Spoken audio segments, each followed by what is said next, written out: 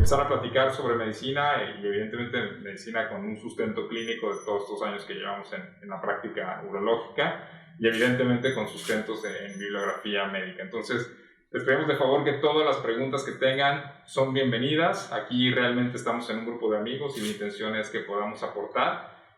Un mensaje que tenemos claramente nosotros como Curac es que hoy la pandemia nos está poniendo en una situación que finalmente hay cosas malas y cosas buenas. De las cosas malas, pues desgraciadamente que se han perdido vidas, que finalmente no podemos estar circulando como todos hemos estado en estos días previos y empezamos a valorar más las cosas. Pero de las cosas que finalmente también han dejado es que tenemos que hacer una introspección, y dentro de la introspección que hemos venido analizando nosotros es que nos queda claro que debemos de unirnos como grupo médico, y alguien muy importante para nosotros como Curac es el grupo médico de medicina general, medicina familiar, el médico de primer contacto. Creemos que una forma de retribuir a toda esa confianza que nos han brindado es finalmente hacer verdadera comunidad, apoyarnos verdaderamente y nosotros compartir de forma desinteresada los pocos o muchos conocimientos que tengamos. Entonces, pues vamos a empezar. Finalmente, ahorita no sé, el doctor Bonilla quiere decir unas palabras y también el doctor González, y ahorita propiamente empezaríamos. Hola, ¿qué tal? Muy buenas tardes. Me presento, soy Rolando Bonilla Silva, urólogo. Estoy para servirles, igual que el doctor Moés lo mencionó. Estamos para una interacción interactuando mutuamente entre la parte del grupo de primer contacto y nosotros. Efectivamente, nosotros nos es muy grato comunicar este tipo de evento, dado que estos conocimientos que nosotros vamos a tratar de compartir, que incluso ustedes pueden tener más experiencia en el primer contacto, pero esto es lo que tratamos de hacer día con día, y ojalá que se pueda repetir este tipo de reuniones. La plática es muy útil para todos nosotros, y creo que lo vamos a hacer el mejor esfuerzo, evidentemente aquí entre amigos, para compartir estos conocimientos y que retribuyan ustedes con sus preguntas para contestarlas con mucho gusto. Bueno, vamos a pasar con el doctor González, que finalmente es nuestra parte joven tecnológica que nos ha venido aquí a aportar mucho al grupo. Por supuesto, aquí con el gel cuidándonos nosotros cada vez que estamos aquí con el cambio del micrófono. Muchísimas gracias, Doc. Muchísimo gusto. Yo soy el doctor Andrés González. Me encargo prácticamente de la parte tecnológica, y mi objetivo finalmente es ayudarlos y ser el vínculo con ustedes, estar a sus órdenes, y aprovecho para presentarme. Bueno, propiamente vamos a empezar ya el concepto. Finalmente lo que mandamos y tuvimos muy buena respuesta es hablar de síntomas de tracto urinario bajo, que finalmente son en siglas abreviadas ALUTS. Como ustedes saben, hoy por hoy la clínica vuelve a tomar su lugar, y ahorita lo vamos a hacer un poquito el desarrollo de este tema. Y antes de empezar ya propiamente el tema, me gustaría presentar las características de las personas que vamos a estar en la plática, finalmente cuál es la formación, para que más o menos ubiquen a cada una de las personas. Entonces, si podemos ver ahí la primera imagen, ahorita también como es parte finalmente, ¿listo? Gracias. Bueno, ya les había comentado, el doctor Juan Manuel Mijares iba a ser el moderador en este momento invitado del grupo. Tiene alguna circunstancia especial de algún compromiso que lo entretuvo en el hospital, pero bueno, siempre con él de la mano en la parte de enseñanza y en la parte de cercanía con nuestra casa, que es el Hospital Star Médica. Presentando un poquito cada uno de los que estamos en el grupo Curac. La siguiente, por favor. No me está respondiendo. Bueno, me presento. Para servirles, Enrique Hans Guizar, cirujano urólogo con una subespecialidad en neurología, un preceptorship en el St. Joseph Hospital de London, Ontario. También tengo por ahí algunos entrenamientos finalmente en el Hospital Metodista, y soy miembro de la Sociedad Mexicana de Urología, del Colegio Mexicano de Urología, miembro del Consejo Mexicano de Urología. Algunos artículos sobre la parte de cirugía percutánea con técnicas de descripción, un capítulo del libro de endurología y algunos artículos indexados que podemos revisar. Evidentemente dejaré que cada uno de los miembros se presente. A continuación el doctor Bonilla se puede presentar con ustedes, que es parte importante de este grupo y que es uno de los socios fundadores. Hola, ¿qué tal? Bueno, me presento otra vez, soy Rolando Bonilla Silva. También soy egresado del Hospital General de México en la especialidad de neurología. Tengo entrenamiento en neurología en el Hospital de la Luz en la ciudad de Madrid, España. Soy miembro de la Sociedad Mexicana de Urología, también del colegio, y también soy certificado por el Consejo Mexicano de Urología. Y bueno, esos son mis antecedentes. A ver, doctor González también, para que se presente con nosotros, por favor. Muchísimo gusto. Soy el doctor Andrés González de Rosenbach, soy médico del primer contacto, soy egresado de la Universidad Autónoma de Querétaro y soy el coordinador de vinculación de CURAC, la ley y estoy a sus órdenes. Bueno, empezando propiamente con el tema, ¿cuál es la finalidad de todo esto? Hoy creemos, dentro de las generalidades más importantes, como podemos observar, que hoy estamos ante una nueva era, una era que ha cambiado todos los ámbitos de la humanidad. Y esos ámbitos de la humanidad que han cambiado no solamente es la parte económica o la parte laboral, evidentemente la parte médica ha cambiado mucho. Platicando en el grupo, lo que estábamos analizando es que finalmente este cambio generacional y un cambio cultural por la pandemia, pues nos está trayendo que hay cambios económicos que debemos de estar al pendiente de ellos, en el sentido de que como médicos, si siempre hemos tenido que ser muy clínicos, hoy creo que estas circunstancias del mundo nos invita a que tenemos que redoblar esfuerzos en la parte de la clínica. Tenemos que ser muy cuidadosos con el recurso del paciente, cuidar mucho esos recursos para que finalmente sigamos seleccionando tipos de estudios, resonancias magnéticas, tomografías, pero creemos realmente que la clínica, siendo la base de esto, podemos ahorrar mucho gasto para el paciente, que creo que es muy importante. Y más allá del tema también económico, pues la clínica propiamente va a ser la piedra angular para que podamos llegar a diagnósticos adecuados. Si tenemos diagnósticos adecuados, algo que vamos a estar observando es que nuestras terapéuticas van a ser exitosas y van a ser resolutivas en un corto plazo, ¿no? Entonces, realmente lo que tenemos que analizar el día de hoy es dónde estamos parados, qué son los síntomas de tracto urinario bajo. Realmente, cuando veamos esto, y a mí me llamaba mucho la atención haciendo una revisión sobre LUTS, que son los síntomas de tracto urinario bajo, pues es algo que desde 1994 se viene manejando y que realmente fue un parteaguas. Un parteaguas desde el momento en que, al hablar de LUTS, se empezó a quitar diferentes conceptos de dar nombres de diagnósticos a síntomas, y eso sí hay que tener cuidado, ¿no? Entonces podemos observar qué pasó a raíz de que surge la descripción de síntomas de tracto urinario bajo, que ahorita vamos a revisar un poquito de historia de quién fue el primero, quién fue el pionero, quién nos vino a mover un poquito el tapete sobre esta parte de síntomas. Pues podemos ver que finalmente, a raíz de los síntomas de tracto urinario bajo, vienen diferentes cuestionarios. Dentro de los cuestionarios más importantes, como todos conocemos, fue el IPCS, que finalmente es una pregunta relevante, ¿no? ¿Cuántos de nosotros realmente, yo estoy seguro que la mayoría conocemos el IPCS, pero cuántos estamos aplicando el IPCS? Y me parece que es ahí empezar a hablar de clínica con unas medidas cuantitativas. En el momento que nosotros podemos hacer puntajes, podemos tener una certeza más clara de dónde estamos parados con el paciente. Y entonces es volver otra vez a la parte, a la esencia de la clínica es importante. Y que la clínica importa, pero la clínica importa aparte de hacer un buen puntaje para poder ver los avances y evolución en cada uno de nuestros pacientes. Si analizamos esta parte clínica, pues lo que nos está hablando es que un buen clínico es un buen fisiólogo. ¿Por qué? Porque alguien que maneja bien la clínica conoce bien la fisiopatología. Si tú conoces bien la fisiopatología, tú podrás hacer respuestas claras sobre alguna pregunta que te esté generando algún tipo de evolución de tu paciente. Y en base a eso hoy podemos decirles que la urología es una de las especialidades que más ha evolucionado. Si ustedes se fijan, la evolución a nivel tecnológico ha sido a pasos agigantados. Hoy por hoy, día a día, tenemos que estar al pendiente porque cada día sale un nuevo reporte de algo nuevo que podemos hacer. Y evidentemente este tipo de sesiones pues es para nosotros enriquecedora, porque finalmente habrá situaciones donde algunos habremos revisado diferentes tipos de artículos y conocimientos actuales y que los apliquemos, ¿no? Muchas veces revisamos artículos que si no los llevas a la vida diaria, a la clínica, pues son de repente artículos que quedan muy en las nubes, ¿no? En ese sentido, lo que podemos observar es que esa revolución a nivel farmacológico y a nivel tecnológico, pues la urología es una de las especialidades que más ha evolucionado. Y podríamos hablar de procedimientos de mínimamente invasivos. En este sentido, también es relevante hacer hincapié que el día de hoy prácticamente dedicar estos minutos que ustedes nos están regalando de su tiempo para poder platicar sobre la parte clínica, la parte diagnóstica, y evidentemente en unos 15 días, un mes, estar platicando sobre la parte terapéutica. Entonces, entrando propiamente en la definición de síntomas de tracto urinario bajo, la parte de la disociación de los síntomas con un sitio específico. Y esto fue realmente el parteaguas, como les había comentado. El doctor Paul Abrams en 1994 es el momento que saca un artículo donde hace que se rompan paradigmas en la urología.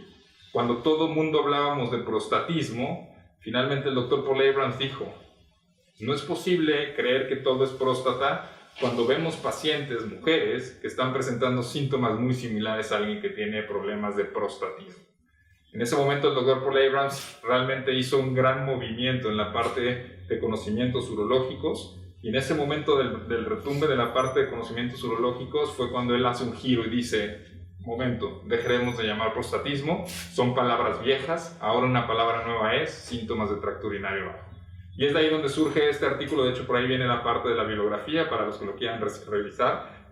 Realmente nos hizo un giro total en la mente, en el sentido de que cuando ustedes ven un tipo de cuadro clínico con estas características y después de esta charla que tengamos entre amigos con los doctores, pues podrán observar que sus diagnósticos diferenciales y mis diagnósticos diferenciales tendrán que ser más amplios que pensar siempre en una próstata.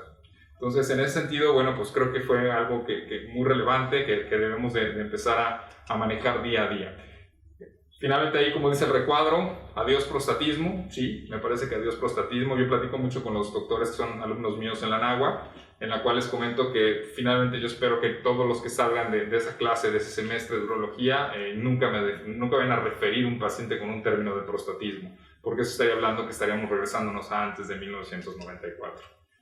Considerando esto que ha venido pasando, pues ha sido bien interesante y la verdad es que es relevante platicar esto. O sea, hemos observado que de repente han surgido casos donde todo lo que veíamos como síntomas de tracto urinario bajo, seguíamos manejándolo como la presencia de síntomas de hombre.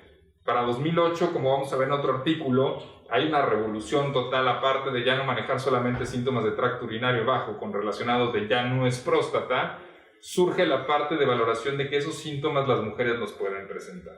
Y en ese momento le quitan la parte del género a los síntomas de tracto urinario bajo y se empiezan a utilizar en ocasiones IPCS, que sabemos que son índices para próstata, que lo aclaro, pero que de repente empezaron a sacar una lógica de que los síntomas eran muy parecidos a la parte de las enfermedades a nivel de las mujeres. Y entonces vienen a la mente cuestiones que vamos a desglosar ahorita a lo largo de estos 40 minutos, pero entonces podremos observar que estamos ante mujeres que a lo mejor están teniendo la presencia de una litiasis vesical o una presencia de un quiste a nivel paruretral, que ahorita vamos a desglosar cada uno con el doctor González y el doctor Bonilla.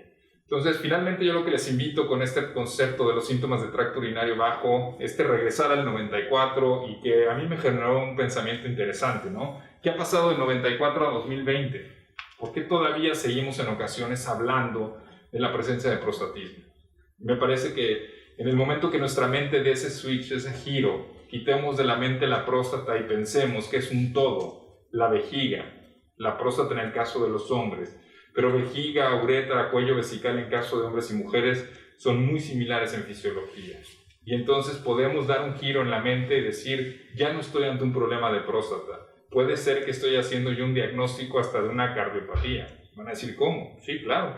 Tengo un paciente con poliuria nocturna, que el doctor Bonilla les platicará claramente sobre ese tipo de puntos. Podemos observar que pacientes que presenten poliurias nocturnas, que en ocasiones pensábamos que era el paciente prostático y que le hacían una cirugía y ese paciente se iba a curar, el paciente seguía igual. ¿Qué es lo que podemos tener ahora finalmente de conceptos? Que si hacemos un abordaje clínico, no estamos ni siquiera tocando nada de estudios avanzados, si hacemos un abordaje clínico, podemos entonces detectar que solamente ese abordaje clínico puede llevarnos a permitir diagnosticar alguna patología que estaba enmascarada. Y de ahí viene la invitación.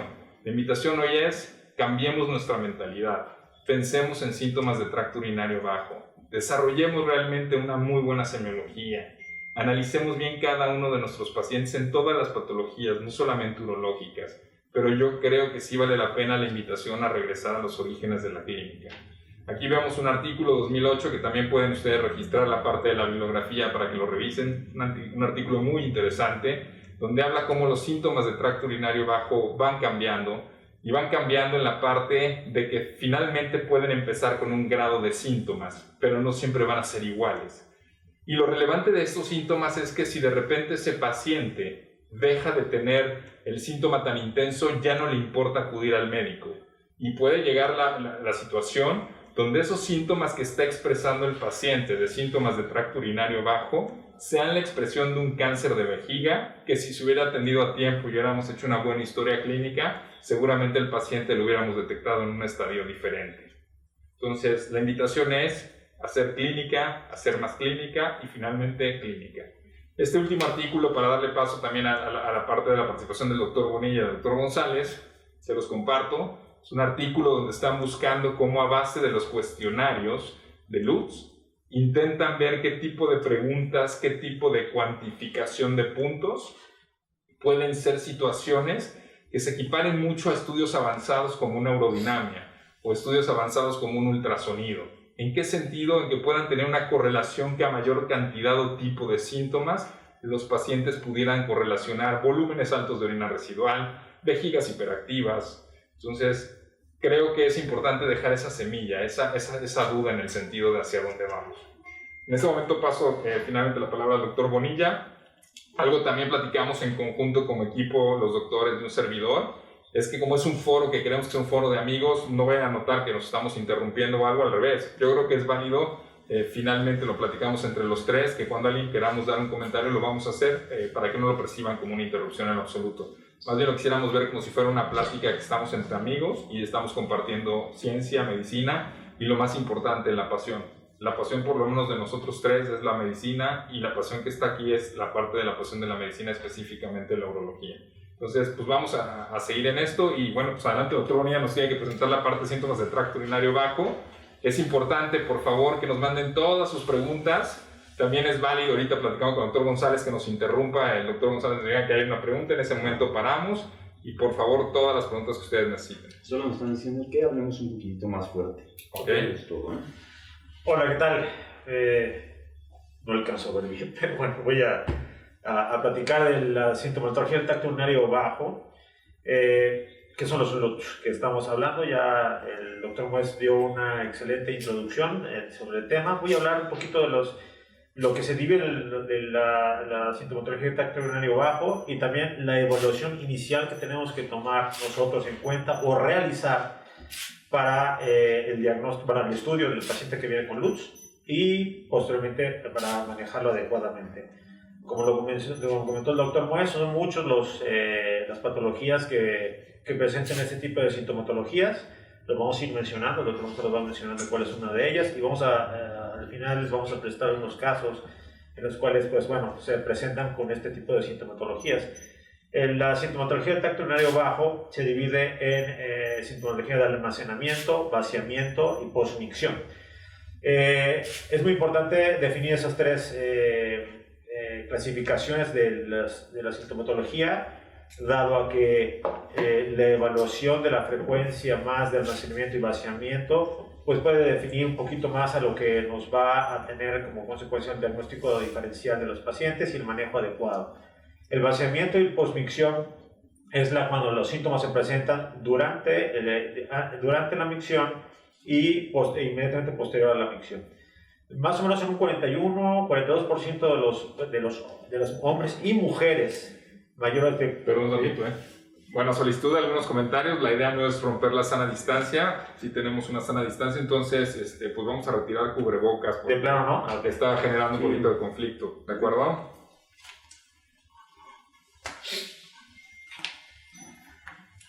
Perdón, estamos a distancia, es lo bueno. Adelante, disculpa la interrupción. No pasa nada. Muy bien. Más o menos como un 40, se oye mejor, ¿verdad? Supongo. Bueno, más o menos el 40-41% de los hombres y mujeres mayores de 40 años pueden presentar algún tipo de síntomas del tracto urinario bajo. Los más frecuentes pueden ser el vaciamiento y, dentro de los vaciamientos, los más frecuentes son el pujo, la disminución del calibre del chorro de la orina, y los más molestos pueden ser la nocturia o la frecuencia urinaria.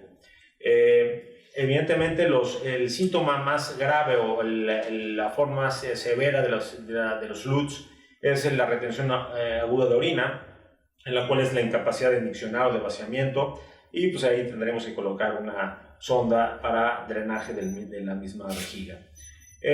Pues como lo comentamos, los síntomas de vaciamiento puede ser, el primer síntoma es de vacilación. ¿Esto que se refiere? Es cuando una persona, ya sea hombre o mujer, va en el excusado, en el mictorio, y se tarda unos segundos, incluso 30 segundos, en lo que sale la orina. Tratando de iniciar una micción, tarda en empezar a hacer pipí o miccionar esta persona. Eso se refiere a una vacilación. La vacilación básicamente es cuando hay algún tipo de cuestión fisiopatológica, por ejemplo una obstrucción de lo que sea, de lo que vamos a platicar de ellas, en los cuales pues, tarda en la fisiopatología del detrusor, la presión máxima del detrusor tarda en empezar a funcionar, es decir, primero se relaja el esfínter de la orina y posteriormente la presión máxima del detrusor empieza a subir, y eso se tarda en este tipo de pacientes que tienen algún tipo de problema. En el corte del pujo, pues el pujo sí evidentemente es cuando hace el esfuerzo abdominal en la persona, ya sea hombre o mujer, dependiendo del caso, y tiene que hacer esfuerzo abdominal. Evidentemente la dinámica de la micción es de que hay una contracción vesical, hay una fuerza en la cual se miden centímetros de agua, de 40, 50 centímetros de agua del detrusor, y al mismo tiempo se va relajando el esfínter. Y con esto, básicamente, la micción debe de efectuarse. Sin embargo, pues hay algún tipo de problema, pues tienen que hacer algún tipo de presión extra, en este caso una presión abdominal. Disminución del cálculo de orina. Evidentemente esto lo manejamos y lo vemos a simple vista, o incluso lo escuchamos, ya sea a nuestros papás o algún tipo de paciente que tenemos miccionando durante un estudio de uroflujometría, que es la manera objetiva de ver cómo está el flujo urinario, que es mililitros por segundo, y vamos a ver algunos ejemplos, y ahí definitivamente está disminuido. Hay que tomar en cuenta que los síntomas que nosotros llamamos como disminución del chorro de orina puede ser debido a un problema en la salida. En este caso hay algunos términos que nosotros llamamos como la obstrucción de salida vesical. En este caso sí tendríamos que tener un estudio urodinamico, porque ahí vemos que hay un aumento en la presión del detrusor y disminución en el flujo urinario. Sin embargo, también puede ser disminución del cálculo de chorro de orina al contrario, es decir, en el cual tenemos una deficiente de contracción del detrusor, y con ello una disminución del calibre del chorro de la orina. Intermitencia.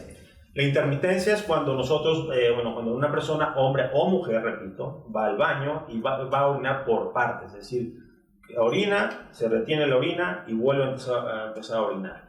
Y esto tiene varias traducciones con respecto a la fisiopatogenia del mismo, en el cual, pues bueno, esto es debido a que y también a la curva de la presión del detrusor, en el cual pues empieza lento, hay una presión alta y después se cansa, entre comillas, el detrusor y disminuye. Entonces por eso es la intermitencia, dependiendo de la patogenia que pueda tener el paciente o la paciente. En el goteo terminal es cuando el paciente, después de haber terminado, pues, termina la micción, y el goteo pues, viene posteriormente. Y esto es debido a que puede presentar una acumulación del esfínter hacia el cuello de la vejiga, algunas gotas, etc. Entonces, pues eso también es una sintomatología importante.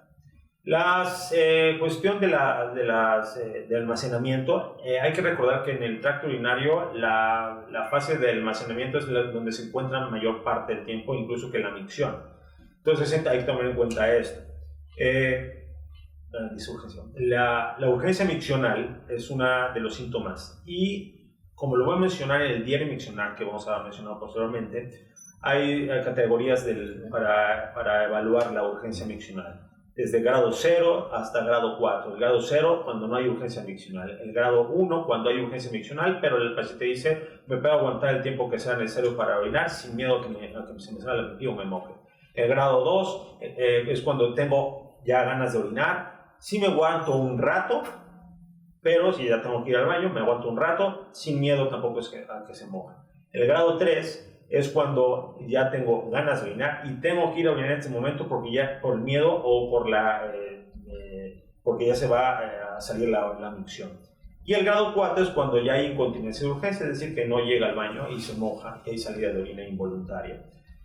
Hay varios patógenos al respecto. Aquí, perdón, sería muy interesante la parte clínica de compartirla con ustedes. De repente el IPCS y la prueba de síntomas de tracto urinario bajo, al hacer las preguntas, se vuelve un poco rebuscada para los pacientes. Entonces, de repente, en la parte clínica, que es la intención de este foro, es compartirles algunas preguntitas que pueden servirles, ¿no? Como bien decía el doctor Bonilla, por ejemplo, la vacilación. La vacilación, algo que siempre funciona, y la verdad es que en la parte como urólogo me ha sido, que es una parte muy entendible para el paciente, es ponerle el ejemplo de cuando van al cine, ¿no?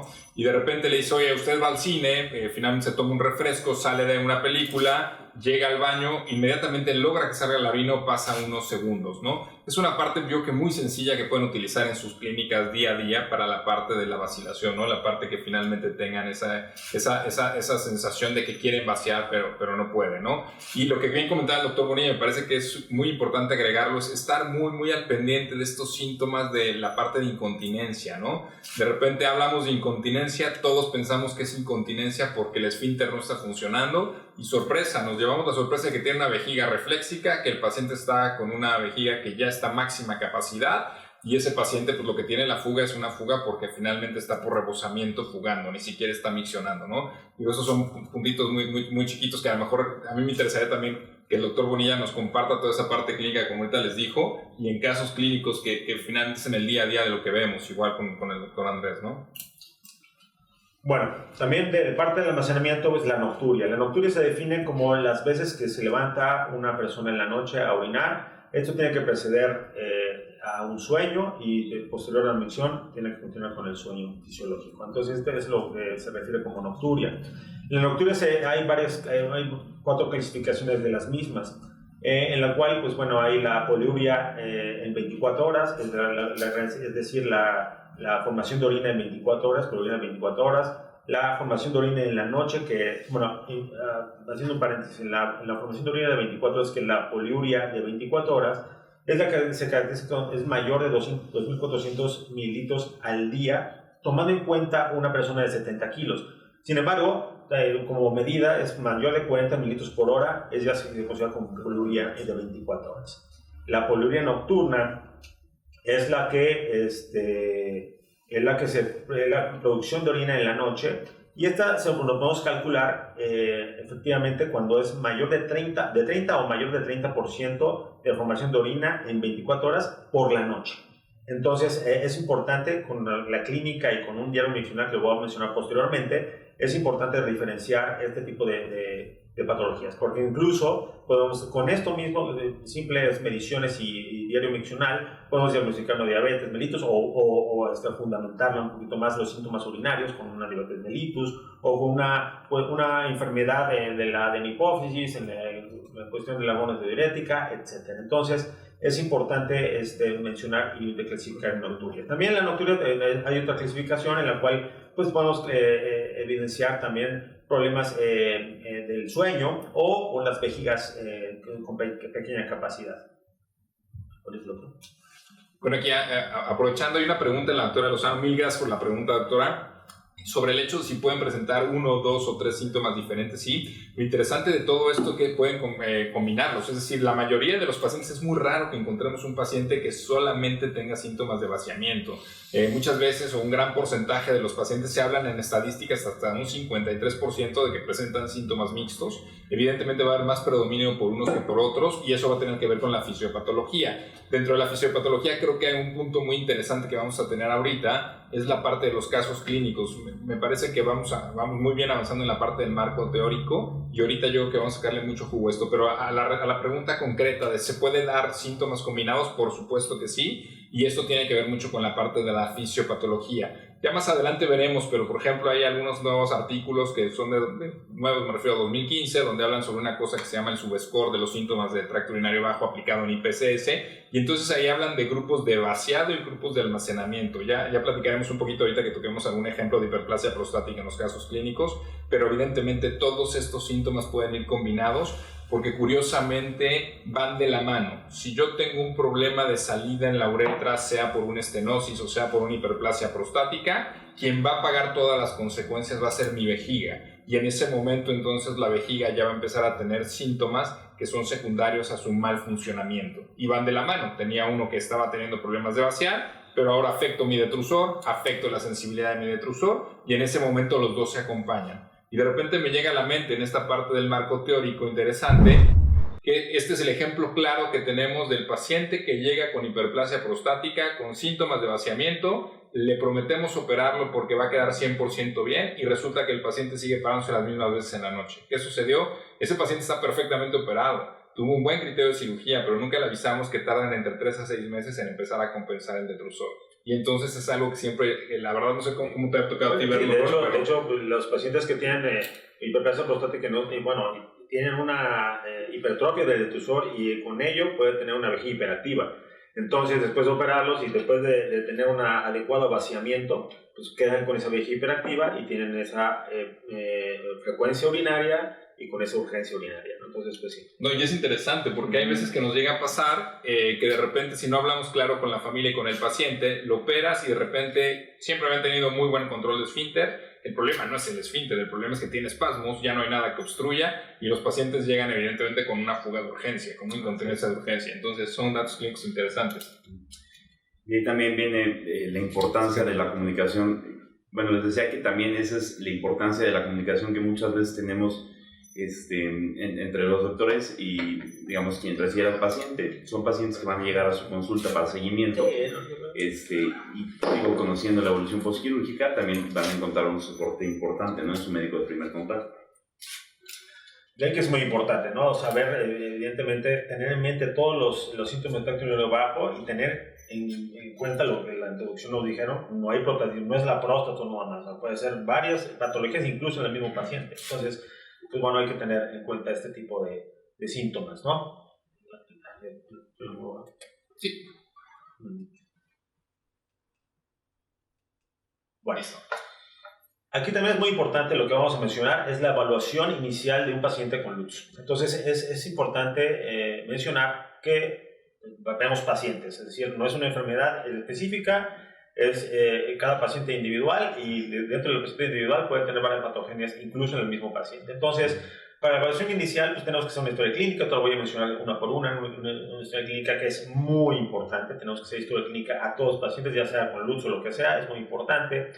Las cuestionarios de LUTS, que ya dijimos en IPCS es muy adecuado, no nos cuesta nada, la verdad es que muchos, incluso urólogos no lo hacen y deberían de hacerlo, y esto lo voy a platicar la importancia de esto. El diario miccional, sumamente importante, ya lo mencionamos al principio, podemos definir por medio de ellos pues, que tienen poliuria nocturna, si tienen poliuria de 24 horas, que tienen problemas emocionales, problemas del sueño, podemos incluso nada más con un diario miccional comprobar un poquito la evaluación del paciente. La evaluación física, pues ni se diga, ¿no? Hay gente, digo incluso nuestra profesión, ¿no? Que ni siquiera le bajan el pantalón al paciente para revisarlo, ¿no? Entonces es muy importante porque muchas patologías que lo vemos desde la actuación física, pues bueno, ahí sale ya la respuesta de por qué tiene LUTS, ¿no? La investigación, pues bueno, evidentemente hay que tener algunos laboratorios. Voy a mencionar laboratorios muy específicos para LUTS, que laboratorios esenciales, uroflujometría y medición de la orina residual, que voy a platicar qué es lo importante de ello, ultrasonido renal en ciertos pacientes con LUTS, la cistoscopia en ciertos pacientes, no todos los pacientes que tenemos que considerar una uretrocistoscopia.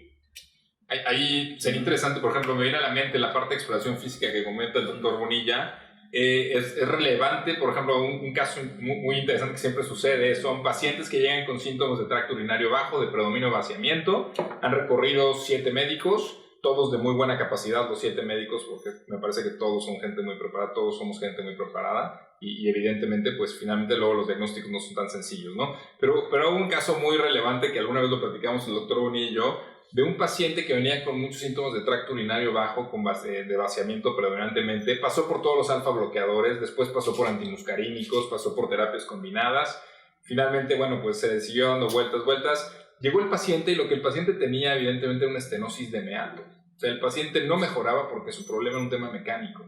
¿Cuál fue la situación? La situación fue que nadie lo había revisado, y entonces de repente digo, hay que hacer todos un poquito de introspección. De repente, ya después de ver 8 o 9 pacientes, todos nos cansamos, pero me parece que es muy importante regresar a la parte de llevar un orden en la exploración, ¿no? Entonces, ese ejemplo siempre lo pongo a colación porque nos habla claramente de cómo finalmente el haber realizado ese tipo de revisión nos pudo haber modificado muchísimo la parte del diagnóstico y evidentemente le cambió la vida al paciente, ¿no?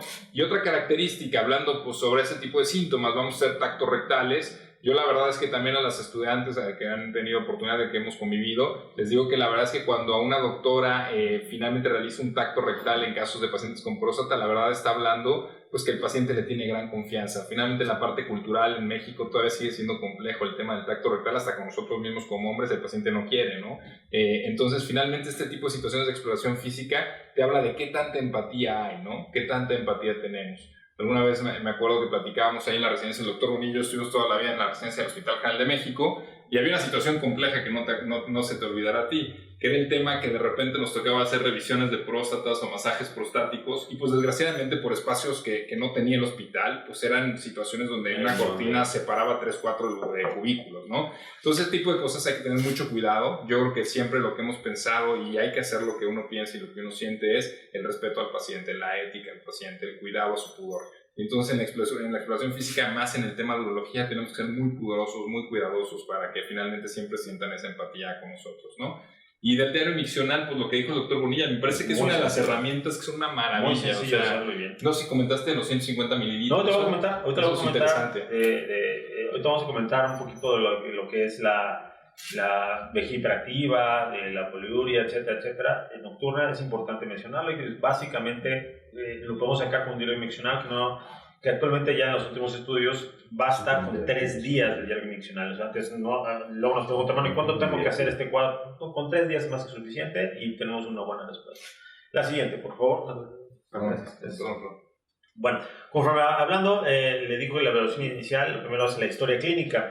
La historia clínica, bueno, importante, o sea, manejamos pacientes, como dijo el doctor Muet, tenemos una ética, tenemos una persona. Tenemos que tener en cuenta las emociones que tiene el paciente, el estrés de la vida cotidiana, el estrés de la preocupación de la evolución de salud del mismo paciente que va a pedir ayuda, el estrés de un hombre, por ejemplo, que viene, esto que tenemos de sintomatología del tracto urinario bajo es por cáncer de próstata, tenemos que quitárselo. Sabemos que es el porcentaje muy, muy pequeño que tiene un cáncer de próstata que tiene algunas de LUTS, pero hay que quitarle ese tipo de estrés y hay que contribuirle con la plática, la buena anamnesis, la buena exploración, etc.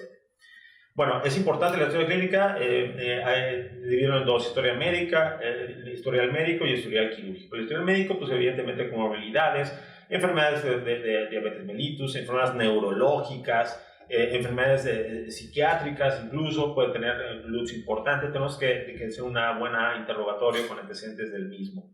También tenemos que descartar algún tipo de LUTS debido a medicamentos, diuréticos, etcétera, antimuscarínicos, incluso algún tipo de medicamentos ansiolíticos pueden causar algún tipo de sintomatología del tracto bajo y tenemos que descartarlo. Entonces es muy adecuado tomar medicamentos a propósito de los LUTS. Los hábitos del estilo de vida del paciente, tanto miccionales, me aguanto mucho hacer pipí, cuando tengo ganas de hacer pipí me aguanto mucho, y puede haber una vejiga hiperactiva o tener infección de vías urinarias repetitivas con LUTS repetitivo. Entonces, desde el estilo de vida tenemos que ver, el estilo de comida, hay muchos irritantes, puede favorecer una vejiga hiperactiva incluso, y síntomas de almacenamiento importantes. Factores emocionales y psicológicos, como lo mencioné, es importante descartarlos o no platicar al respecto y por ahí irnos a sacar un diagnóstico adecuado. La siguiente, por favor. Por aquí agrego unas preguntas rápidamente que de hecho van con el tema. Si me dejas ver, Andrés, por favor. Aquí en el caso de la doctora Alejandro Méndez, doctor Alejandro Méndez, mil gracias por la pregunta. Es importante la exploración y es elemental. Podemos ver alteraciones como una verruga uretral. Sí, de hecho yo creo que la exploración es vital. Muchas veces puede haber pacientes que tengan finalmente chorro miccional bífido y ese chorro miccional bífido puede ser por la presencia de una verruga a nivel del meato uretral. Entonces yo creo que es vital la parte clínica. Por ahí también alguien hablaba sobre la parte del estrés. De hecho, estamos viendo un comentario de la doctora Adriana Casillas. En el caso de las mujeres, la frecuencia de LUTS es más alta, desde mi punto de vista, correcto. Ahí es importante distinguir los síntomas con los pélvicos de otra etiología. Totalmente de acuerdo, lo que ahorita comentó el doctor Bonilla, hay artículos ya bien demostrados, estudios bien demostrados, que finalmente en las mujeres es más común los síntomas de almacenamiento y en los hombres más de vaciamiento. Evidentemente esto no quiere decir que 100% es una tendencia, normalmente llegan a ser mixtos, pero esto es real y una de las situaciones que vemos mucho en las mujeres es por la expresión de la vejiga hiperactiva. ¿Qué puede ser la vejiga hiperactiva? Pues es un descontrol del sistema sensorial a nivel del sistema nervioso y por eso podemos llegar a observar. Es bien interesante cómo las mujeres, muchas vejigas hiperactivas son tratadas como infecciones de vías urinarias, 7, 8 antibióticos, los pacientes finalmente tienen ya cuadros de gastroenteritis, diarreas por falta finalmente por exceso de uso de antibióticos. Entonces, bien importante, y ese va a ser un tema que tenemos en mente de todo el grupo, hablar sobre infecciones de vías urinarias. Ya platicaremos un poquito ahí que en lugar de ser los síntomas de tracto urinario bajo, la piedra angular de esa patología sería el urocultivo, la piedra angular de esa patología, ¿no? Finalmente, otro de los comentarios para que el doctor Bonilla nos siga compartiendo la parte del marco teórico. Muy interesante el comentario de la doctora Lupita Espinosa. Se necesita medicamento de 3 a 6 meses por cirugía de próstata. Es muy buen comentario. De hecho, normalmente nosotros cuando vemos que el paciente, desde que trae retención aguda de orina y el paciente refiere espasmos continuos, sí, nosotros antes de la cirugía empezamos a dar algunos medicamentos como finalmente antimuscarínicos, pero actualmente ya tenemos también betagonistas como Mirabregón, que será otro tema que podemos platicar un ratito sobre el Mirbetre, que es un medicamento que nos ha revolucionado mucho la parte de capacidad vesical. Y sí lo damos para que 3 a 6 meses después de la cirugía pues tengamos un buen control en la parte de los espasmos en ese tipo de pacientes y en la urgencia, ¿no? Más que nada por los mismos procesos quirúrgicos dejamos inflamada la vejiga y después, a pesar de que tiene una vejiga hiperactiva, aparte genera calor, genera vapor dentro de esa próstata, el paciente queda inflamado y el trígono dispara datos de espasmo. Que también, digo, no todos tenemos que poner la vejiga hiperactiva. Recuerden que pueden simular una vejiga hiperactiva a un paciente que tiene un cáncer vesical. Puede producir una vejiga, una frecuencia, poliuria, etcétera, etcétera. Entonces es importante también tener en mente esto, ¿no? Siguiendo con la historia clínica, la historial quirúrgico es importante, tanto cirugías urológicas y no urológicas. Cirugías urológicas, evidentemente, desde que nosotros ponemos una sonda, desde que metemos algún tipo de aparatos endoscópicos, aunque sean lo más delgaditos que lo tenemos, etcétera, etcétera, puede causar inflamación de la uretra, puede causar en una cirugía de próstata un aumento de cicatrización en el cuello de la vejiga, puede haber una estenosis del cuello de la vejiga, estenosis de uretra, estenosis de meato uretral. Entonces eso es importante mencionarlo o tenerlo como historial para descartar también síntomas del tracto urinario bajo a este tipo de cirugías. Las neurológicas también, porque puede ser un paciente con operación de columna o de alguna situación de hematoma subdural, trauma cerebral, que puedan tener problemas neurológicos y que pueda simular evidentemente pueden tener LUTs importantes, pero secundarias en el problema neurológico, ¿correcto? La siguiente, por favor. Es importante también cuestionarios. Nosotros en las guías europeas nos recomiendan muchos esos cuestionarios. Hay varios cuestionarios para realizar. El más común es el IPSS. Realmente no, en la página de Curac lo pueden encontrar el IPSS, evidentemente lo pueden checar, lo pueden imprimir, incluso lo pueden dar a sus pacientes para que, de hecho ellos tienen que llenar el cuestionario. A veces es un poquito complejo y les tiene que ayudar un poquito sin tratar de modificar su respuesta. Es una calificación de 0 a 35 en este tipo de preguntas, son 7 preguntas, de 0 a 35 es la calificación. De 0 a 7 es sintomatología leve, de 8 a 19 es sintomatología moderada y más de 20 ya sería sintomatología severa. Este tipo de preguntas son numeradas de 0 a 5, dependiendo de cómo de la respuesta, es de menos de 1 a 5 veces de que pasan en las preguntas, menos de la mitad de las veces, la mitad de las veces, más de la mitad de las veces o siempre. Esas son las calificaciones del 0 al 5. Y las preguntas son de las veces de orinar después de haber orinado en 2 horas, cuántas veces va a orinar, o si se orina alguna vez, cuántas veces se presenta, el chorro disminuido cuando se presenta, urgencia para hacer pipí cuando se presenta, pujo cuando se presenta, la disminución del flujo urinario, el chorro urinario cuando se presenta, y las veces que nos paramos a orinar. También esa es una pregunta importante. Eso es en los cuestionamientos, en las cuestiones, en los cuestionarios es muy importante, dado que ahí podemos ver la prevalencia incluso de sintomatología de almacenamiento, de vaciamiento, etcétera, y también ahí dar un tipo de diagnóstico o vernos hacia dónde nos tenemos que manejar para preestudios o para ya iniciar el manejo. También es importante este tipo de cuestionarios para ver la evolución posterior al tratamiento, para ver si mejoró de manera más objetiva con respecto a platicando con el paciente, si hay una mejoría en el tratamiento cualquiera que hubiéramos ocupado. Es importante tener un cuestionario. ¿El siguiente? Aquí en la parte del cuestionario sí sería interesante, y es como se sugiere en las guías europeas y americanas, es que el primer cuestionario tratemos de llenarlo en conjunto con el paciente. Si nosotros leemos el cuestionario no está tan sencillo, entonces lo ideal es tratar de traducírselo lo más que puedan para que tengamos la mayor objetividad en la parte de los cuestionarios del IPSS.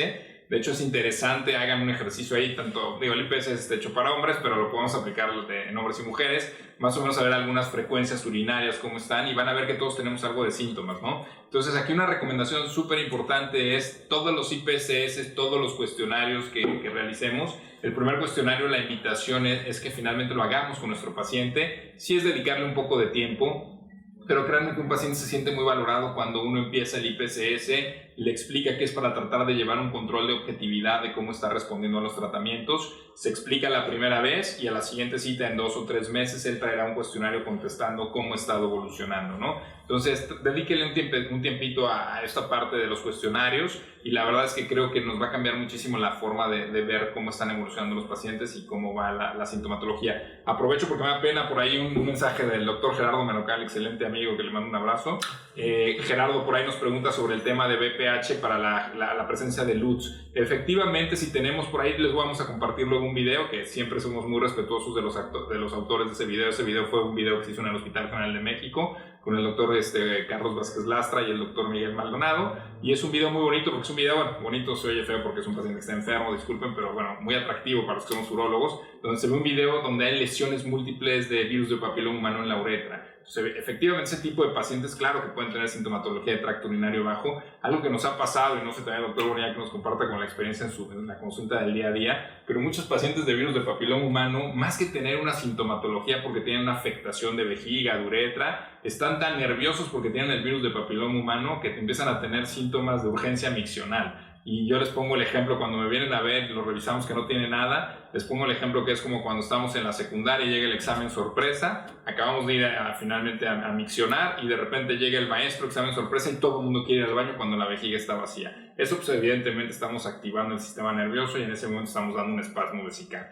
Entonces, por supuesto que es interesante ver que este tipo de cuadros pueden darlo más del tipo emocional que el tipo orgánico, pero no está de más. O sea, el virus de papiloma humano es un tema actual. Por ahí, para comentarte un poquito, Gerardo, que finalmente creo que es un tema súper interesante. Por ahí queremos hacer un tema de un foro de virus de papiloma humano desde la visión de ginecología y la visión urológica, porque creo que finalmente somos muy compatibles en el sentido de llevar a los pacientes, y eso es la parte que debemos hacer equipo, ¿no? Entonces eso lo dejaremos primero para otra sesión, y bueno, los síntomas, como te lo comentaba, espero que haya sido adecuada la respuesta a tu pregunta. Te mando un saludo, Gerardo, y bueno, adelante, por favor.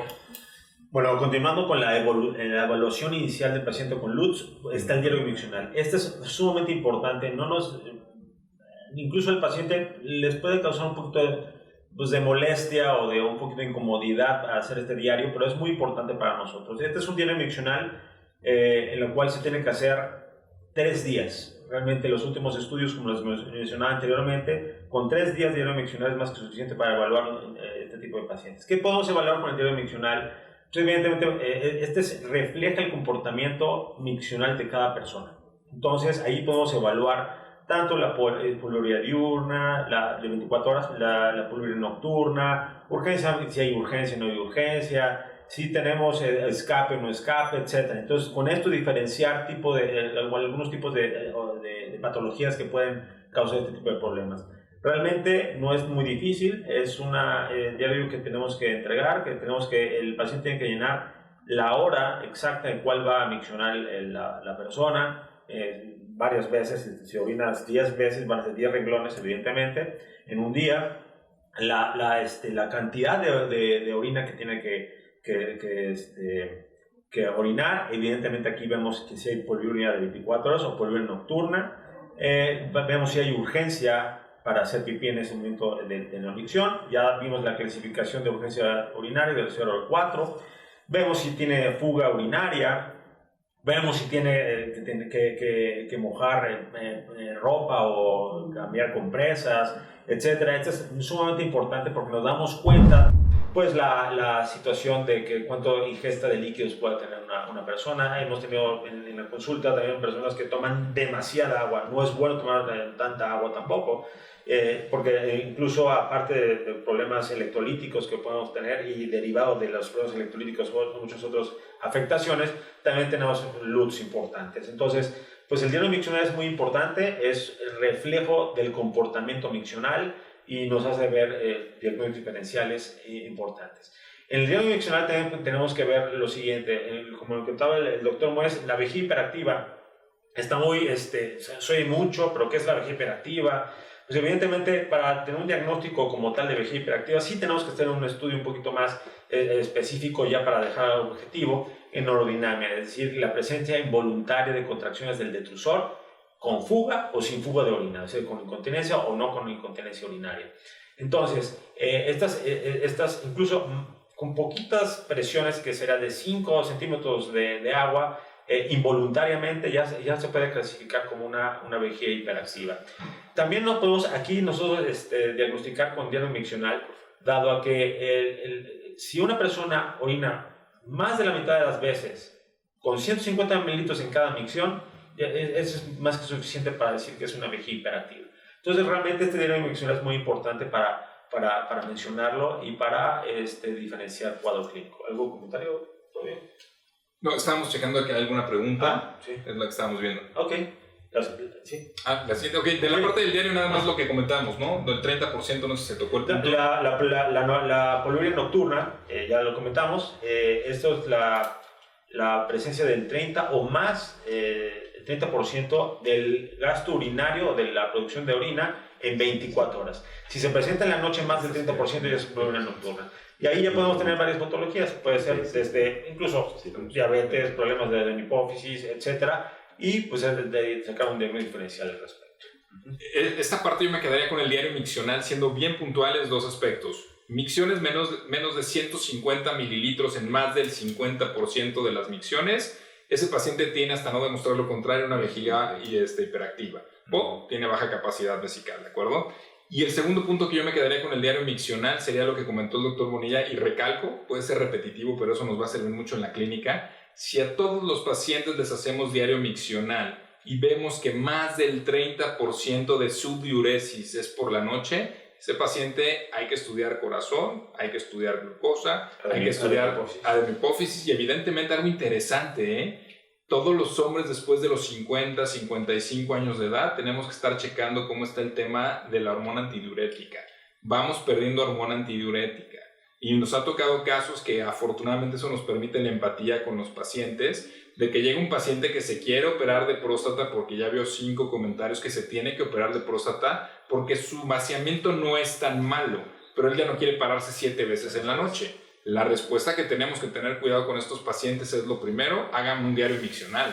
Y digo hagamos como grupo, porque finalmente yo lo que siempre he creído es el primero al que le tienen más confianza a su paciente es al médico tratante. ¿Y quién es el médico tratante? El médico de primer contacto, el médico general, el médico familiar. Y esa es la parte que este tipo de foros queremos. Finalmente ser agradecidos con ustedes, pero aparte de ser agradecidos, ser respetuosos con ustedes, poder tener esa información recíproca. Si yo al paciente no le doy una información adecuada, ustedes nos hacen favor de referir a un paciente al doctor Bonilla, al doctor González, a mí, tratamos al paciente y no le comentamos que la presencia de la hormona antidiurética puede ser que orine muy bien, pero que las frecuencias urinarias no van a cambiar porque es un problema de hormona antidiurética. En ese momento quien les estamos generando el problema es a ustedes, porque ustedes tuvieron la confianza con nosotros. Entonces por eso es importante el diario miccional, creo que esos 3 puntos me quedaría, los volúmenes de orina, el porcentaje de orina por la noche para poderlo diagnosticar como una poliuria nocturna, y finalmente me quedaría con otra cosa del diario miccional. Verifiquen qué tipo de líquidos están consumiendo, también, porque muchas veces tenemos pacientes que consumen mucho café o té verde. Cuando tienen ese tipo de consumos o refrescos, se disparan las frecuencias urinarias. Y entonces algo que debemos de hacer, y creo que eso es en todas las patologías, por lo menos a lo que nos dedicamos nosotros en neurología, gran parte de lo que nos puede ayudar a modificar esa enfermedad, esa historia natural, son cambios de hábitos y evidentemente reeducar a los pacientes. Detalles tan pequeños como estos que platicamos muchas veces los van a hacer sentirse mejor al paciente que 5 cirugías o 5 medicamentos. Entonces es importante que regresemos. Por eso creo que esta plática, la verdad es que en lo personal a mí, al doctor, a Rolando, a Andrés, nos apasiona, porque esto es clínica pura, es regresar otra vez a la clínica. Algo quería comentar el doctor González, perdón. Más que nada, respondiendo a un par de preguntas que tenemos en la página, Pregunta de la doctora Martínez Figueroa: si utilizamos el cuestionario IPS pre y postoperatorio, es sumamente útil y muchas veces la mejoría objetiva en la sintomatología del paciente, que finalmente es lo que impacta su calidad de vida, se demuestra en una reducción en el puntaje de IPSS. Y también nos pregunta Lulú Carreño que el IPSS normalmente era para hiperplasia prostática. Sí, pero lo que platicamos hace ratito, ¿no?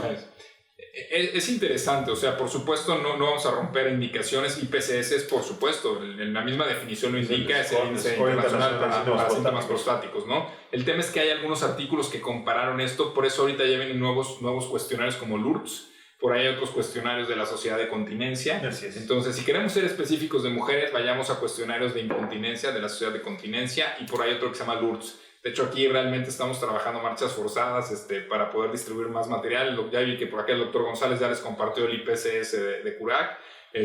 Finalmente, a la brevedad tendremos también los de continencia de la Sociedad de Continencia, los LURPS también, para que puedan hacer ese tipo de aplicación como debe ser. El comentario sobre IPSS fue como un ejercicio que antes, un artículo lo hizo y demostraron que finalmente era viable para sacar algunos datos, pero no quiere decir que esa es su indicación, y lo aclaro para no confundirlos en ese sentido. Entonces IPSS prácticamente para los hombres exclusivamente, y pronto vamos a también estarles facilitando la parte de los de continencia y los de LURPS. Realmente la base de preguntas son muy similares, con algún otro tipo de evaluación, pero finalmente con otro nombre de cuestionario. Pero muchísimas gracias por la pregunta. Pero complementando con, así nada más elucubrando aquí entre amigos, el IPSS con el diario miccional se hace un cuestionario muy bueno. O sea, realmente, evidentemente los otros cuestionarios están, los que vienen nos dan una exactitud, una sensibilidad de especificidad diagnóstica importante, pero ya con esto, con IPSS, el diario miccional, es una evaluación inicial, pero excelente. Que ahí yo aclararía algo, Ron. O sea, yo de hecho a lo mejor le preguntaría al paciente sin decirle qué es el IPSS, porque cuando le da a una mujer próstata, decir, doctor, próstata, ¿no? Pero ahí algo interesante es si el médico aplica las preguntas de almacenamiento y vaciamiento dirigidas a la mujer, finalmente le puede dejar muchísima información. Que eso creo que clínicamente nos va a ayudar. Así es, porque realmente no son síntomas del hombre nada más, o sea, los presentan las mujeres, ¿no? Ahí desde urgencia para hacer pipí, incontinencia, etcétera, esas de mujeres y hombres también, ¿no? Bueno, la exploración física también es la parte de la evaluación inicial.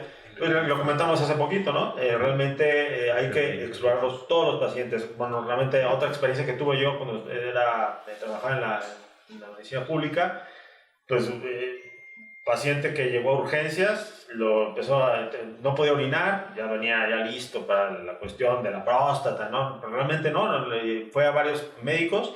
Lo que tenía una fimosis importantísima, le descubro el pene y tenía un globo de la cual pues tenía retención de orina en ese momento. No podía orinar por la fimosis tan importante. Entonces, la región genital es muy importante revisarlas.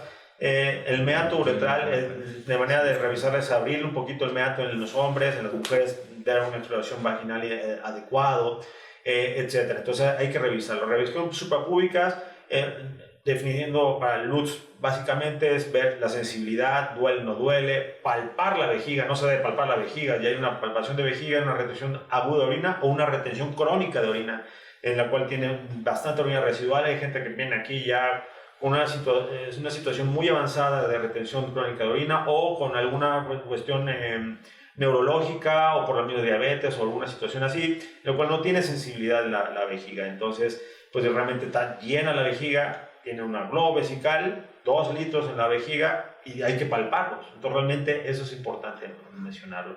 Perineo, muy importante, ver si hay tumores, e incluso los tumores genitales también, el cáncer de pene, no es tan frecuente, pero lo pueden presentar y pueden presentar luz al principio. Tacto rectal, lo mencionaba el doctor Muez, hay que hacerlo.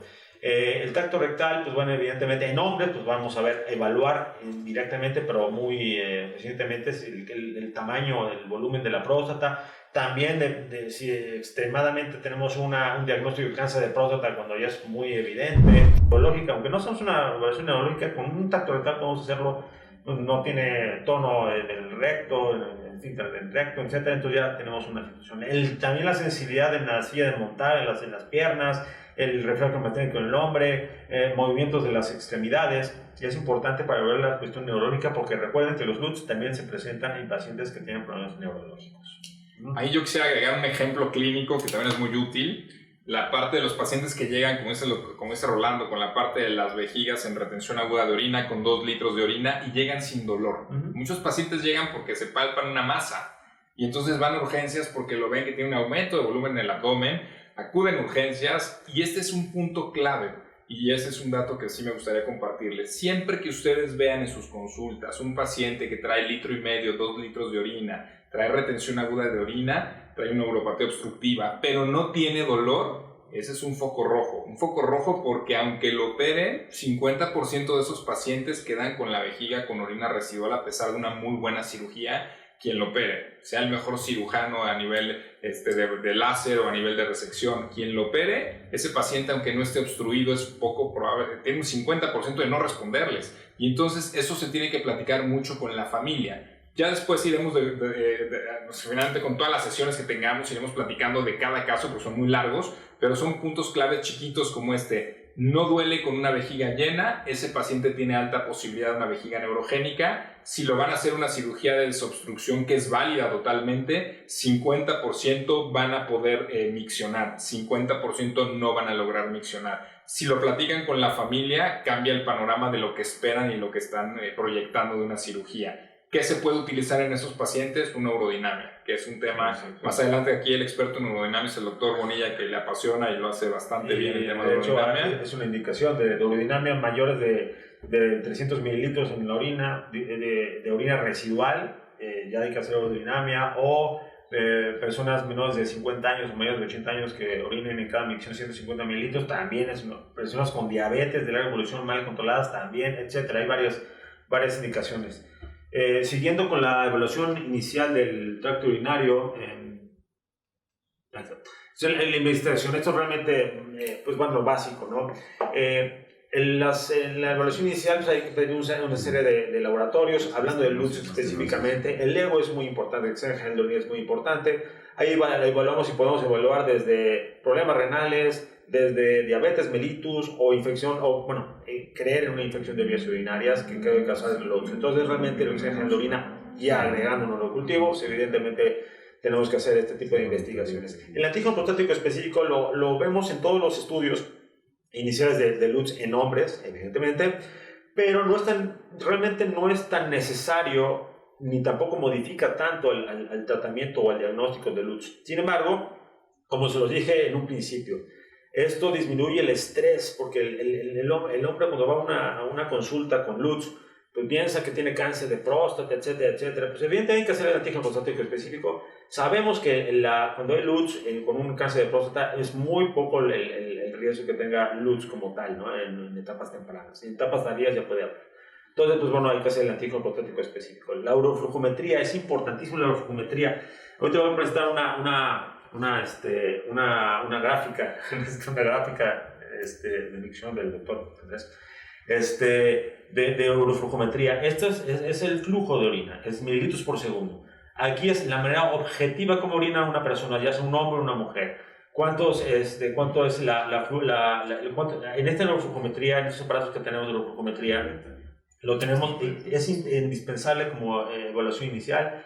Tenemos cuántos mililitros orina en ese momento, cuántos se tarda en llegar el flujo máximo, como les recuerdo, el flujo, la presión del detrusor tarda en llegar al máximo, cuántos es el tiempo de micción importante, como lo mencionaba en los LUTS, cuánto se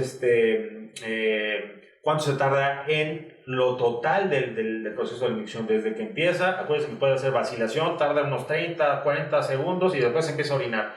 ¿Cuánto es el volumen total? ¿Cuánto es el tiempo de micción? Etcétera. Eso es muy importante la uroflujometría. Y haciendo la uroflujometría también tenemos que aprovechar a hacer cuánta orina residual tenemos. Es decir, después de hacer una uroflujometría mandamos a orinar al uroflujómetro al paciente, ya sea hombre o mujer. Después hacemos un ultrasonido rápido o con una sonda incluso se puede medir cuánta orina residual tiene después de la micción y ahí redefinir también cuál es el tipo de manejo terapéutico, diagnóstico y terapéutico posteriormente. Las pruebas de función renal es importante, sobre todo en pacientes diabéticos, en pacientes que tienen una retención de orina importante, ya sea crónica o aguda, unado con el ultrasonido renal. Es importante hacer unas pruebas de función renal y ultrasonido renal solamente cuando hay unas importante orina residual o retención de orina. La uretrocistoscopía no está dentro de la evaluación inicial, sin embargo, si hay hematuria persistente, sí se tiene que hacer forzosamente, aparte de los estudios radiográficos o de paraclínicos contrastados, pero se tiene que hacer una uretrocistografía. La siguiente, Ahí nada más, necesito en la parte general de orina, dos cosas muy puntuales. General de orina, como bien se comentó, para mí, y siempre lo explico en los foros, el general de orina es la radiografía literalmente del tracto urinario, ¿no? Con un general de orina, sencillamente, ustedes pueden ver qué tanto líquido consume o no ese paciente, qué tan buena función o no tiene de concentración, finalmente la densidad de la orina. Podemos ver qué tanto están hidratándose esos pacientes, podemos ver si hay presencia de proteinúria o no para ver daño renal. Pero algo bien interesante es el tema de eritrocitos, ¿no? O sea, si vemos eritrocituria, pues sabemos que muchas patologías, de hecho el 95% de la litiasis se acompaña de micromaturia. No estoy hablando de maturia macroscópica, sino de micromaturia, que son más de 3 eritrocitos por campo, ¿no? Entonces, esa parte es muy relevante tocar el tema, porque finalmente con un simple general de orina puedo empezar a tener algún diagnóstico de inicio, que aunque a lo mejor no lo tuve yo en la parte clínica, y el general de orina me está complementando. Otra cosa interesante es, ojo, cuidado con los generales de orina que tienen leucocituria estéril. La leucocituria estéril, ¿qué es? Tengo un general de orina donde tengo leucocitos, tengo 5 urocultivos todos negativos. Ese paciente hay que estudiarlo, porque puede ser una tuberculosis genitourinaria, puede ser un cáncer de vejiga que se esté expresando solamente con leucocitos, o la tercera puede ser litiasis, que finalmente no esté generando infección. Entonces, creo que el concepto de leucocituria estéril es un tema bien interesante en un estudio muy sencillito que ustedes deben de tener bien claro para que podamos utilizarlo con los pacientes. Y finalmente, la otra parte que debí de la anterior, de lo que estábamos viendo de la parte de uretrocistoscopía, pues es muy importante no abusar de la misma. Como dijo el doctor Bonilla, es un complemento, más en ocasiones nos ha tocado que nos llamen, por ejemplo, en esta semana yo recibí una llamada de Hidalgo, que querían hacer una cistoscopía para diagnosticar hiperplasia prostática. Entonces, digo, la verdad es que ser muy cuidadosos, o sea, finalmente si este paciente hubiera tenido hematuria, el paciente ya tiene una uroflujometría, el paciente ya tiene estudios de IPCS, no encuentro yo algún síntoma y tiene sangrado, el sangrado es una indicación absoluta de cistoscopía, pero hay que ser muy cuidadoso con esto.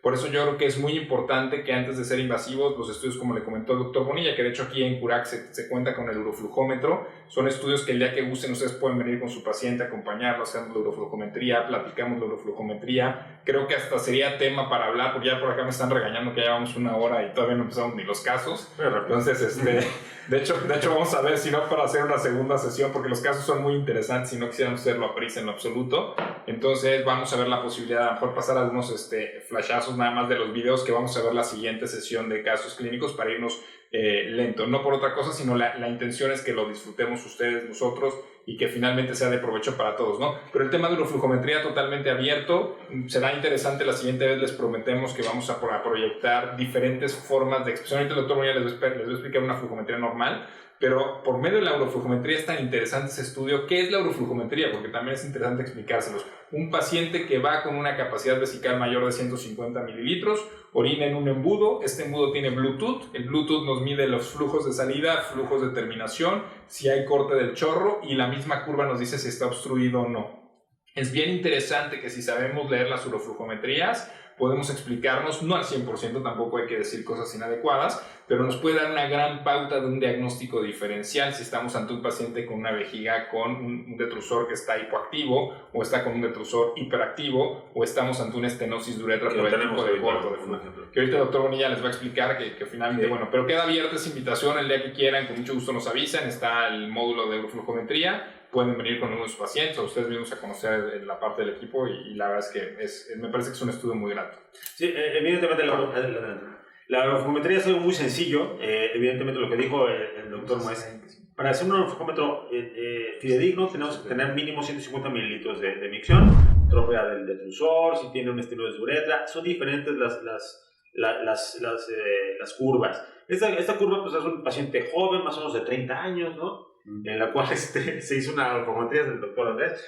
Esta uroflujometría tiene una curva, es una parábola básicamente, creo que llegamos hasta 27, ¿no? 27 mililitros por segundo de flujo máximo, excelente, tuvo 230 mililitros de micción en ese momento, y pues no duró mucho, no en el caso de aquí, pero el tiempo de vaciado estuvo adecuado. Y del lado derecho importante, ¿no? El normograma. El normograma. Fíjense, los puntos rojos, mientras no caigan en zona azul, se consideran que están normales, ¿no? Esa parte yo creo que es importante tomarla en cuenta, porque el paciente también queda con algo muy objetivo. La máquina solita te dice si está obstructivo o no está obstructivo el paciente. Entonces, del lado derecho está en la parte de los normogramas, ¿no? Aquí vemos que no tiene vacilación, no tiene intermitencia, no tiene goteo terminal. Entonces, es un estudio importante, ¿no? Entonces, analizando un poquito la parte de casos clínicos, tenemos aproximadamente 8 casos clínicos. Finalmente, así que agradecemos la atención. Vemos que han persistido aquí en el Facebook, que están aquí con nosotros, con muchas preguntas, les agradecemos. Entonces, ahorita lo que llegamos a un consenso, si están de acuerdo, vamos a hacer solo el desarrollo de un caso clínico para dejar finalmente la siguiente sesión virtual. Son casos clínicos muy interesantes. Lo que sí queremos es no hacerlo, no por presentar 8 casos clínicos, hacerlos de forma rápida. Cada caso clínico que queremos compartirles es un caso clínico atendido en Curac, un caso clínico del doctor Bonilla, un caso clínico mío, un caso clínico donde ha participado el doctor González con nosotros, porque realmente es una parte importante de nosotros hacia los pacientes, finalmente en el seguimiento de visitas, de paso de visita al paciente, el seguimiento de laboratorios, etcétera, ¿no? Entonces, en ese sentido, la verdad es que hemos hecho una buena mancuerna. Entonces, todos los casos que les vamos a presentar son casos tratados por nosotros, todas las imágenes. Entonces vamos a presentar el primer caso, finalmente lo va a presentar el doctor Andrés González y lo vamos a desglosar y cada uno daremos el punto de vista de cómo nos fue en ese caso y qué fue lo que sucedió. Adelante, Andrés. Muchísimas gracias. Muy bien, pues hay varias cosas que retomar. Creo que es súper importante. Nos estaban preguntando si esto es complementario a las pruebas de función renal, la uroflojometría. ¿Las pruebas de función renal? No, sí, o sea, esto es aparte. O sea, realmente podemos tener un paciente con insuficiencia renal que no depura, pero se orina. Entonces, puede tener incluso una micción adecuada, normal, una uroflojometría normal, sin embargo, tiene una insuficiencia renal. Entonces, esto no tiene nada que ver. Evidentemente, un paciente con LUTS, con una uroflojometría obstructiva, con mucha orina residual, sí puede tener una afectación renal aguda o crónica si dejamos el tratamiento. De acuerdo. Muy bien. Presentando, más adelante tenemos... Sí, a ver. Creo que es muy importante, como mencionaba el doctor Moisés hace un rato, que la urología ha ido avanzando. Perdón, me paré porque fui a saludar, no, para nada. Fui a saludar a Verónica, que es parte de nuestro equipo, que se las vamos a presentar, y el doctor Mérigo, que también se suma con nosotros. Ahorita por eso fui a eso me paré, no por otra cosa.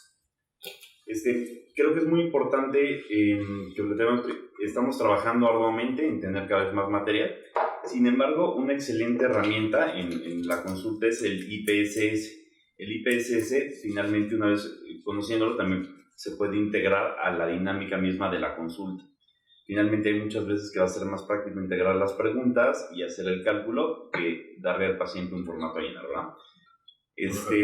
En el IPSS hay 7 apartados, en los cuales hay apartados que hablan de síntomas de vaciamiento o de almacenamiento, ¿vale? Hay un artículo que comentábamos hace... Sí, ese artículo que comenta el doctor González es un artículo que realmente vino a revolucionar. De hecho, yo les podemos pasar la bibliografía, ¿no, Andy? Claro. Para que la vean. Pero es con el puro IPSS, la idea de este estudio del subscore es que si tú tienes un IPSS, sí es, por favor, y ya claro, este es un caso exclusivo para manejos de IPSS, en el cual estamos viendo un paciente que su patología es una hiperplasia prostática. El IPSS lo que hace es hacer el subscore con las preguntas 1, 3, 5, 6. Eso se llaman síntomas de vaciamiento, si ustedes lo analizan cada pregunta. Y la pregunta 2, 4, 7 es de almacenamiento. En el sentido que ustedes tomen esas preguntas, hacen un puntaje, lo suman y van a dividir la suma del 1, 3, 5, 6. Para no revolverlos en las ideas, es nada más toman el puntaje de lo que sacó en la 1, en la 3, en la 5, en la 6. Se suman esos puntajes y les da un gran total. Después del IPSS de las preguntas 2, 4, 7, toman esos, los suman y lo que van a hacer es dividirlos. Y en ese, la expresión que está poniendo en eso el doctor González es que cuando tú tienes un subscore mayor de 1, eso te está hablando que tu paciente tiene gran predominio de síntomas de vaciamiento y que le puede ir muy bien con alfa bloqueadores, como lo dice ese artículo que lo trabajaron con doxazosina En lo personal, nosotros trabajamos mucho más con tamsulosina y también puede ser una muy buena opción utilizar la terapia combinada, pero eso es porque tienes un subscore mayor de 1. ¿Qué significa esto? Mis puntos de vaciamiento divididos entre los puntos de almacenamiento, tengo más puntaje en los de vaciamiento que en los de almacenamiento. Y en ese momento entonces tengo un índice mayor de 1, porque va a ser siempre mayor la división en la cantidad de la suma de los de vaciado. Caso contrario, tengo pocos síntomas de vaciamiento, poco puntaje y más de almacenamiento, tú eres candidato a que puedas utilizar antimuscarínicos o beta-agonistas. Entonces eso la verdad es un trabajo muy importante que hizo ahí también el doctor para poder sacar la parte de los subscores. Y eso creo que es muy valioso porque son herramientas que se integran a la consulta, es algo que está accesible a la mano del paciente, sobre todo en una época que pues, los recursos son más escasos, ¿no? Hay que cuidarlos un poquito más. Este es un diagrama muy interesante en el que